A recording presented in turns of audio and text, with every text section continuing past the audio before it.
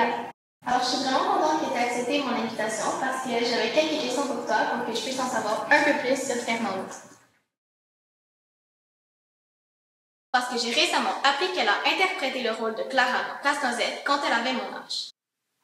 Bonjour, mon nom est Ophélia et j'ai la chance de faire partie de la division professionnelle de l'École supérieure de ballet du Québec depuis que j'ai 6 ans. J'ai eu l'immense privilège de danser dans le ballet Casse-Noisette de Fernando avec la Compagnie des grands ballets canadiens durant 2 saisons. Évidemment, je n'ai pas eu l'occasion de côtoyer Monsieur No, qui aurait eu 100 ans en 2021. Quand j'ai vu Monsieur No la première fois, j'étais... comment dire?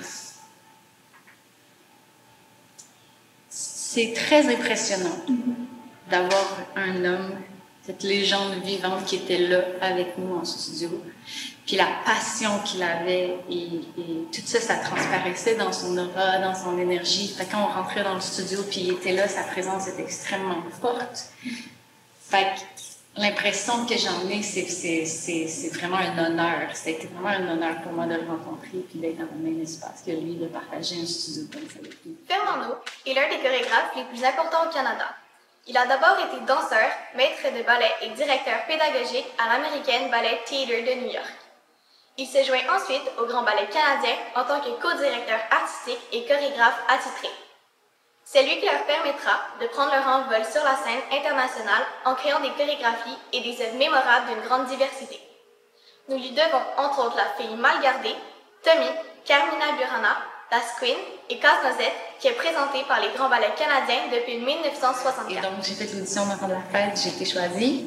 Après ça, ils m'ont envoyé faire l'audition pour Mouton, j'ai été choisie. Puis après ça, ils choisissent les Clara dans les Enfants de la fête. Alors, j'ai été choisie. Comment ça se passait quand il vous dirigeait lors des répétitions?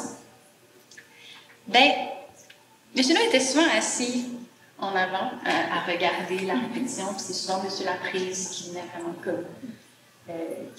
comme passer la balle, ou en fait, qui faisait comme vraiment la direction entre Monsieur No et nous. Monsieur No, quand j'avais 11 ans et 12 ans et même 13 ans, il montrait encore les pas de la chorégraphie.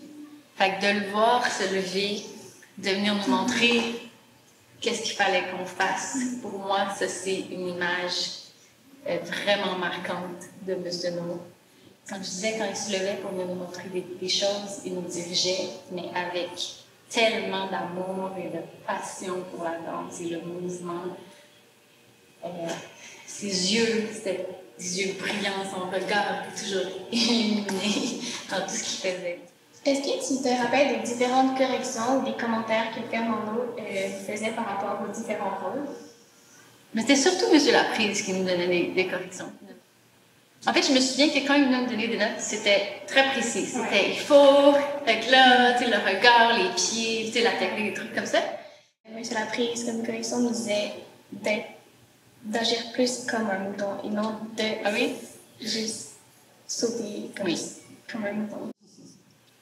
Quels étaient les premiers danseurs des grands ballets canadiens à l'époque où tu as dansé dans le Casse-Noisette? Eh bien, c'était Annick Bissonnette qui était vraiment pour moi, elle dansait, elle faisait la pédagogie à cette époque-là. Fait que d'être assis à regarder le deuxième acte, à voir Annick Bissonnette danser. Il a de plus été chorégraphe et maître de ballet pour l'École supérieure de danse du Québec, créant avec Mme Ludmila Chériaeff des spectacles destinés à éveiller le goût pour la danse chez les jeunes de tout le Québec. Est-ce qu'il y a des conseils ou des paroles de Monsieur No qui t'ont suffisamment marqué pour qu'ils aient encore une influence dans ta carrière de danseur ou même dans ta vie?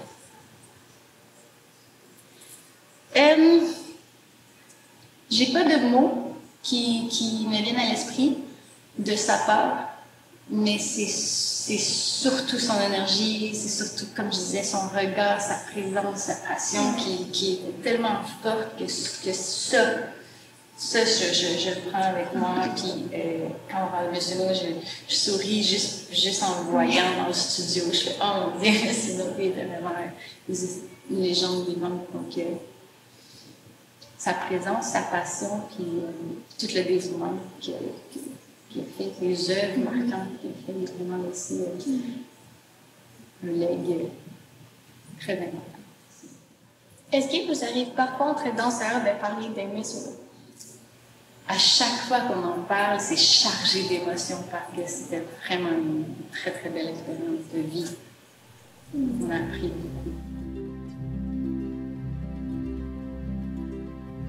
C'est tellement gros, surtout à notre âge, c'est 11-12 ans là, quand tu commences, puis tu arrives dans cette production-là, puis il faut que tu sois professionnel. C'est très marquant pour la famille aussi, mes parents, là, tu sais, comme c'est gros quand tu faisais pour nous à cet âge-là. Ça prend beaucoup d'importance, beaucoup de magie, énormément de magie, puis beaucoup de travail aussi. C'est des répétitions, puis c'est... Mais écoute, j'étais sur un nuage. Ça me prenait des mois à redescendre.